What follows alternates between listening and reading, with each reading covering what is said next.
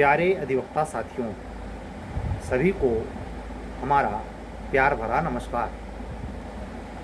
आप लोग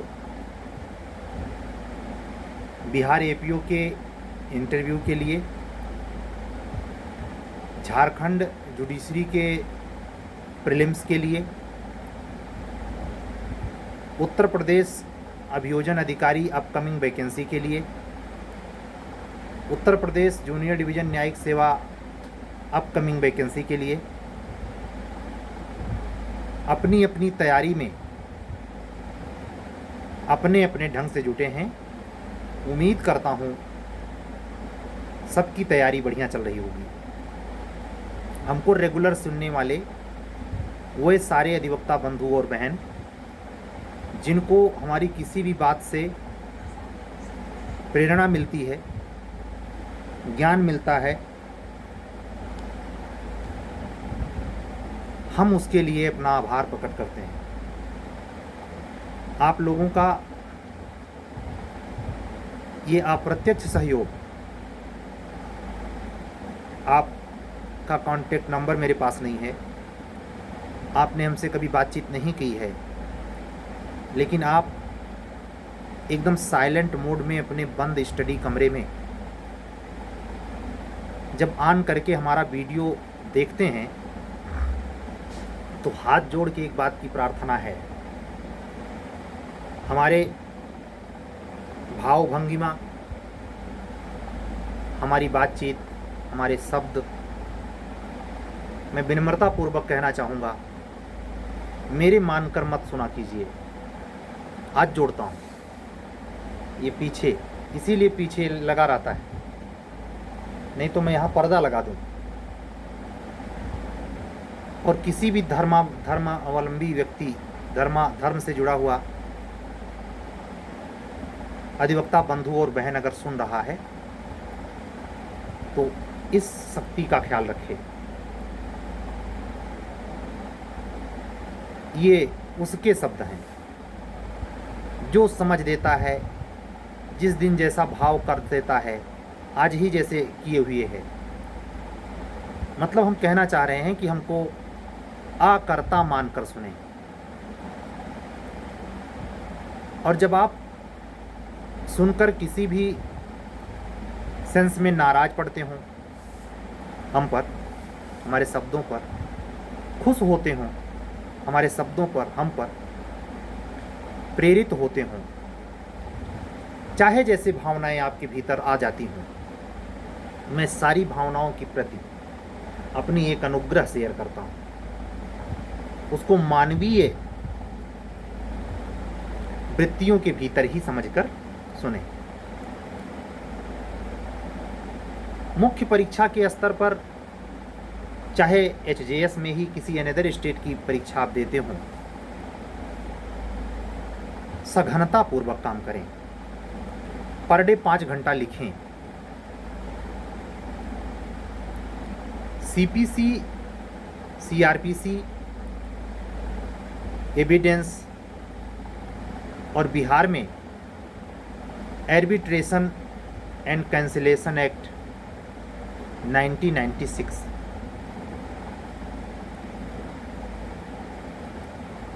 प्रक्रिया विधि के अंतर्गत बिहार हायर जुडिशरी के बारे में मैं थोड़ा कन्फर्म नहीं हूँ, लेकिन जूनियर डिवीज़न में मैंने 5 बार मेंस लिखा है, तो इतना वाकिफ़ हूँ कि उस पेपर को भी बड़े सावधानी पूर्वक पढ़ना चाहिए।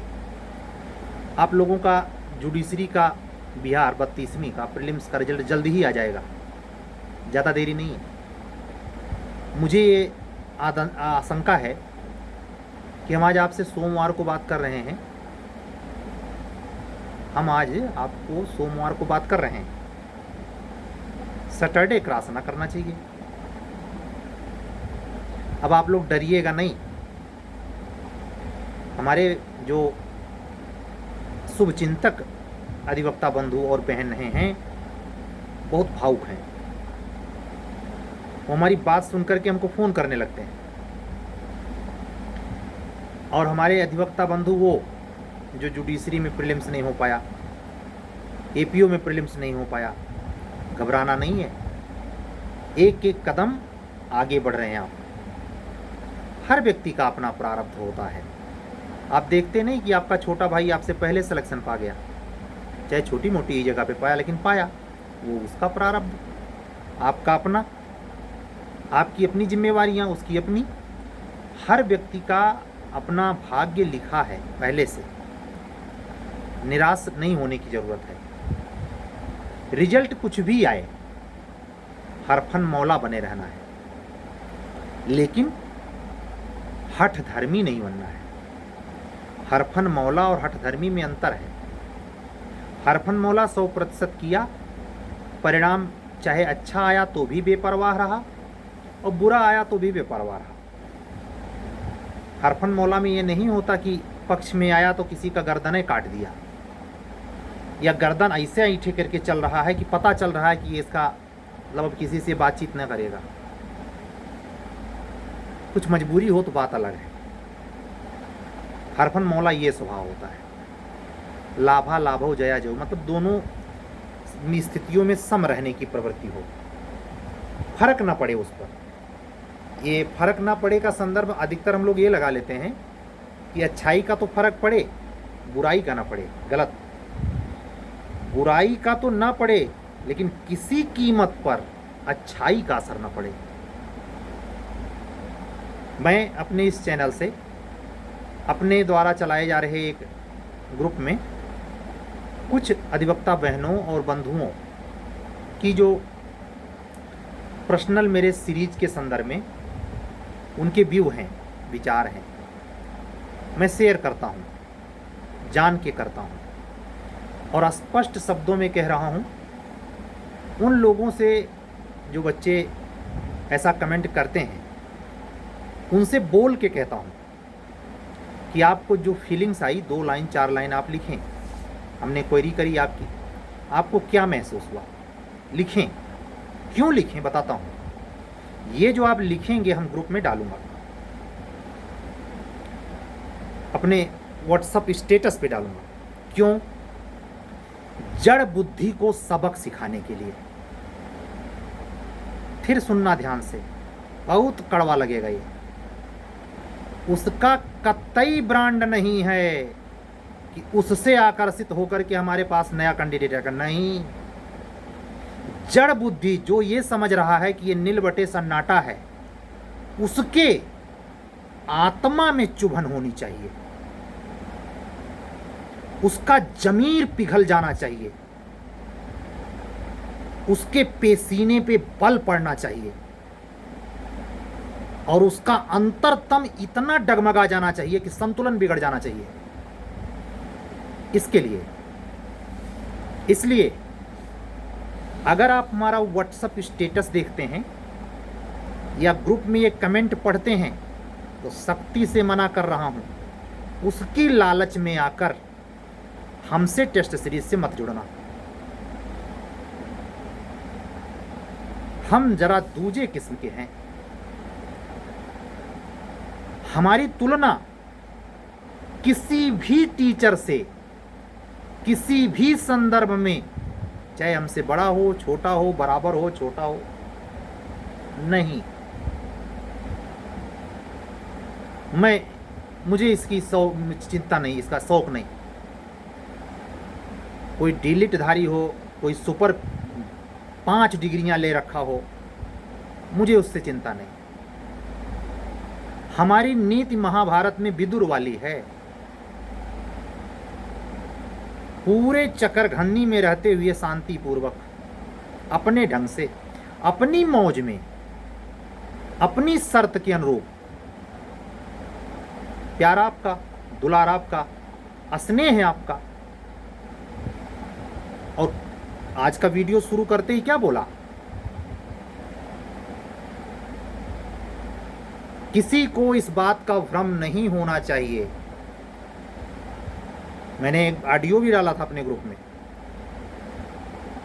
कि निर्लज्जता के निम्न सीमा के स्तर तक व्यक्ति अगर दिमाग का प्रयोग करेगा तो सोचेगा, गिरी जी खुद ही लिख सकते हैं कमेंट, बिल्कुल ये वही सोचेगा जो जड़ बुद्धि मानता है। वो दवाई मैं सिर्फ उसी के लिए कर रहा हूं और किसी के लिए नहीं। इस अपेक्षा के साथ कि उसकी जड़ता कभी नहीं समाप्त होगी। फिर भी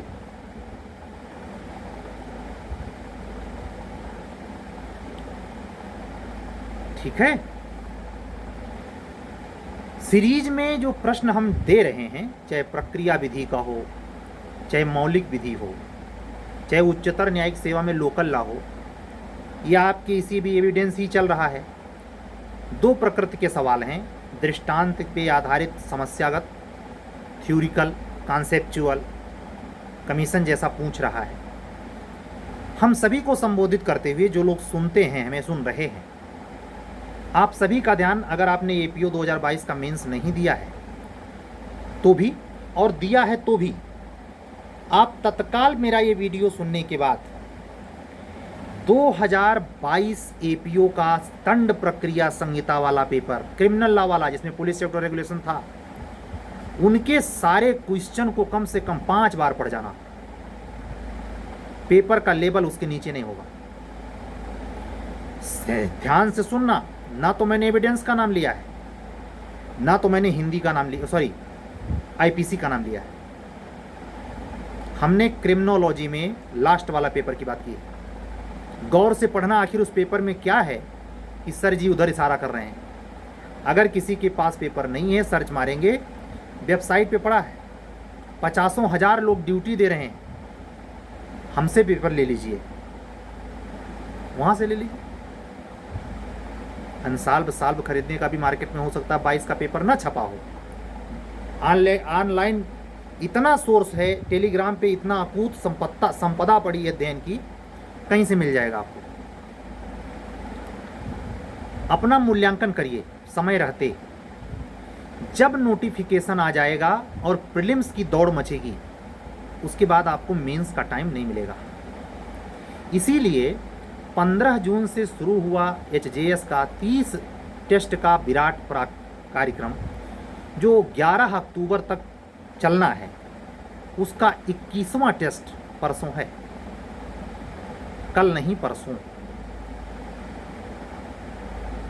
हम भी न पीछे हटे। हमारे स्टूडेंट जो एचजेएस के हैं, अधिवक्ता बहनें बंधु, वो शिथिल पड़ गए। उनको जगा के हमने पेपर दिया, लेकिन दिया कहने पर। हमारे एक अधिवक्ता बंधु हैं, नाम नहीं लूँगा, मेरठ से हैं, और 2 हैं पश्चिम उत्तर प्रदेश से। उनका शायद एक पेपर बंक मारा हो, बाकी लगभग 80% लोगों ने हर दिन के पेपर का जवाब दिया है, चाहे लेट लपेट ही दिया है। और आप ये जानते हैं, एचजेएस में 90% प्रैक्टिशनर्स हैं। कचहरी से आते हैं, पानी धानी पीते हैं, फ्रेश होते हैं, दिनचर्या से अपने वो उतना वर्क करने के बाद जो आदमी 9 से 12 लिखे, आप उसके पीछे के झंझावात गृहस्थी के बीच में इतनी ऊंची परीक्षा के लिए समर्पण त्याग करें। अगर आप महसूस करने वाले हैं तो आपको महसूस करना चाहिए कि अभी तुम्हारी क्या एज है। 22 साल में इतनी क्यों बौखलाहट है, 25 साल में इतनी क्यों बौखलाहट है? संतुलित रहिए, पेशेंस रखिए। जरा 2 मिनट ठहर कर सोचिए, अगर ओबीसी कैंडिडेट हो, 22 साल से पढ़ते पढ़ते पढ़ते पढ़ते और 48वें साल जाके एडीजे बने।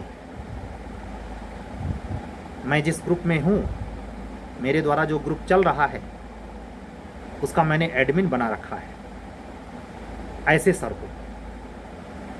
उस बीच में वो लोअर पीसीएस मिला के 7 इंटरव्यू उन्होंने फेस किया। ओबीसी कैंडिडेट हैं, लेकिन उन्होंने ये मिसाल कायम की है। मतलब मैंने ऐसे को एडमिन बनाया है जो संघर्ष का बादशाह है, और ऐसे भी एडमिन हैं जो टॉपर रहे हैं। परमात्मा सबकी देखता है। हम लोग यहाँ जो भी जी रहे हैं, जैसे हम पढ़ा रहे हैं, आप पढ़ रहे हैं, परमात्मा ने पहले लिख रखा है, मदन मोहन मुरारी ने। हम उसी पर केवल नाच रहे हैं। ये दिमाग में नहीं होना चाहिए कि हम टॉप कर गए तो हम टॉप किए हैं, हमारा बहुत बढ़िया नाम गांव हो रहा है। कुछ नहीं हो रहा है। पता नहीं कितने सूरमा आए और गए, इसी मट्टी में मिलके धुआं हो गए। कितनी राज रियासतें चली गईं। तो जो टेस्ट सीरीज मैं चला रहा हूँ उसमें जो मेंस स्तर पर, जैसे मान लीजिए 2 टेस्ट किसी बच्चे ने दिया, और उसमें जो जिस स्तर पर, जैसे समस्यागत सवाल है, थ्योरेटिकल सवाल है, अलग अलग तरीके से दोनों में गाइड करना पड़ता है, टाइम लेता है। आज फिर एक बार 6 कापी ही हो पाई, कल 9 हो गई थी। तो टाइम तो ले रहा है, लेकिन ये मैं साफ महसूस करता हूँ कि बच्चों के पास जब वो जाता है ऑडियो में, तो उनको ऐसे लगता है कि मैं बगल में बैठ के उनका एक एक क्वेश्चन, जैसे पिता पढ़ाता है अपने पुत्र को, ऐसा भी हो सकता है पत्नी पढ़ा रही हो पति को, पति पढ़ा रहा हो पत्नी को, ये पॉसिबल है। प्रेमी पढ़ा रहा हो प्रेमिका को, मित्र पढ़ा रहा हो अपने मित्र को, सब संभव है। मतलब क्लोज रिलेशन में पास बैठ के जैसे आदमी सिखाता है, कहते हैं प्राइवेट ट्यूटर लगाया हमने विषय विशेष पढ़ने के लिए, ऐसा कुछ अनुभव होता है। तो उस अनुभव को मैं शेयर करता हूँ, इसीलिए कि आप लोग उससे प्रेरित होंगे, मन में विचार जगेगा। नहीं अगर जुड़ सकते, पैसा नहीं है, खुद से करेंगे। मुझे नहीं लगता जितनी देर हमारी बातचीत होती है मुख्य परीक्षा के स्तर पर, उसमें जितनी तकनीकियां हैं, जो अंकदायी हैं, जो अंक पाने के कारक हैं, उन्हीं पर तो हम बोलते हैं। उसकी गिरह नहीं खुलती, आपको नहीं लगता? अगर आप वास्तव में जुनूनी हैं, करने के शौकीन हैं, रात में जगकर पढ़ने की आदती हैं, कलम चलेगी यार, उठ पड़ेगी कलम। मार्केट से पेज में नोट्स ले आइए, एक गड्डी पूरा ले आइए, लिखिए खूब। अपनी ही लिखी हुई कॉपी अपने ही सोर्स से चेक करिए, कितना याद कर लिए। कितनी जटिलतम प्रॉब्लम को आप चुटकी बजा के सही सटीक ढंग से लिख ले जाते हैं। यहाँ जो बातें मैं करता हूँ अपने उन बच्चों के बातों से थोड़ा भिन्न होती ही हैं। आप भी सहमत होंगे, होनी चाहिए भाई। वो पेमेंट करके हमसे जुड़े हैं, हम पर भरोसा किया है, हम जैसे बेवकूफ़ पे भरोसा किया, ऐसे कह रहा हूँ। अगर आक्रोश में आके आप लोगों को कुछ कह रहा हूँ तो खुद भी मैं अपने आप को बेवकूफ़ कह रहा हूँ। मैं ब्रह्म तो हूँ नहीं, ब्रह्म तो पीछे है, 24 घंटा खपड़ोई पे सवार है। हमसे अगर गलती हो जाए तो मेरी, अगर सही हो जाए तो इनकी। टोटल गलती यहाँ बैठ के अगर मैं बोल रहा हूँ, आपको गलत एहसास होता है तो मेरी मानना, और अगर अच्छा हो रहा है तो इनकी मानना। गलती ये करते नहीं, गलती होती आदमी से। ठीक, तो आज की बातें यहीं तक। लिखिए, संकोच मत करिए। हमसे अगर बातचीत करने में भी अगर कुछ बहनें हमारी ऐसी हैं जो थोड़ा संकोची प्रकृति की होती, व्हाट्सएप मैसेज करेंगी तो चाहती हैं कि बगैर बात किए बात हो जाए। अब ऐसे कैसे हो सकता है? मत जुड़िए टेस्ट सीरीज से।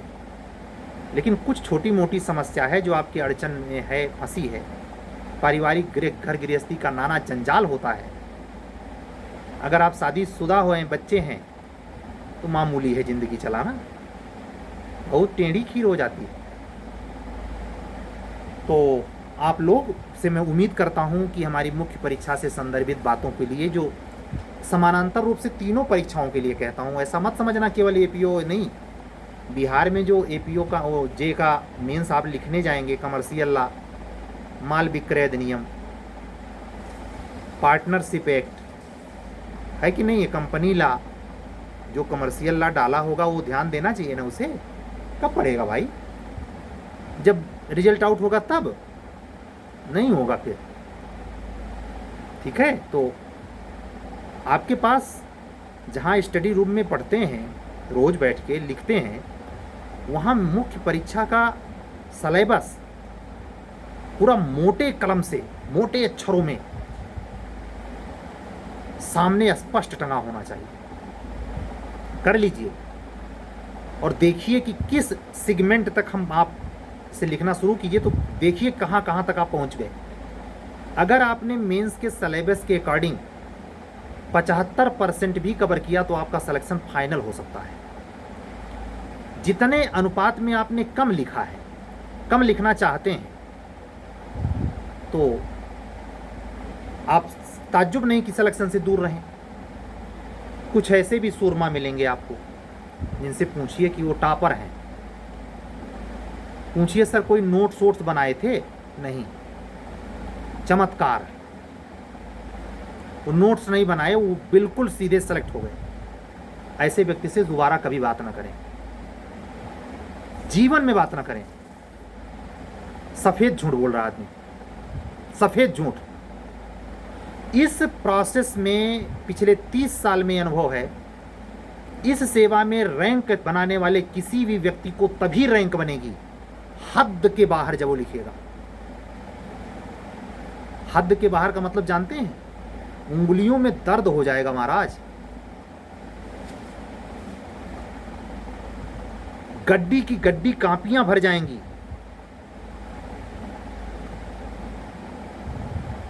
इस मिथ्या भ्रमकारी किसी प्रलापी से बचना जो कहे कि हम एक पेज का नोट्स नहीं बनाते।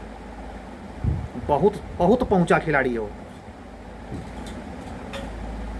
ऐसे ही लोग हैं।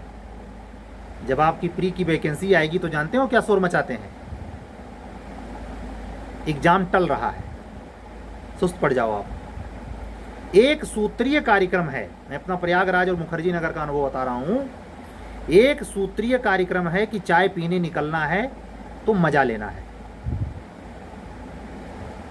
जूनियर को कुछ ऐसा बोल देना है कि वो पिए और ठहाका लगाना है अकेले। ऐसे प्राणियों से, हालांकि नए बच्चे बहुत चतुर हैं, ऑनलाइन का जमाना है, अब सीनियर की बातें खत्म हो गई। भगवान करे ये सिंड्रोम डिलीटे हो जाए।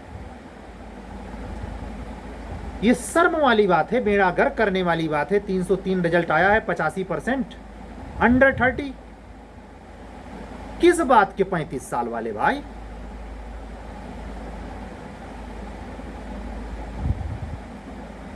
किस बात के 35 साल वाले?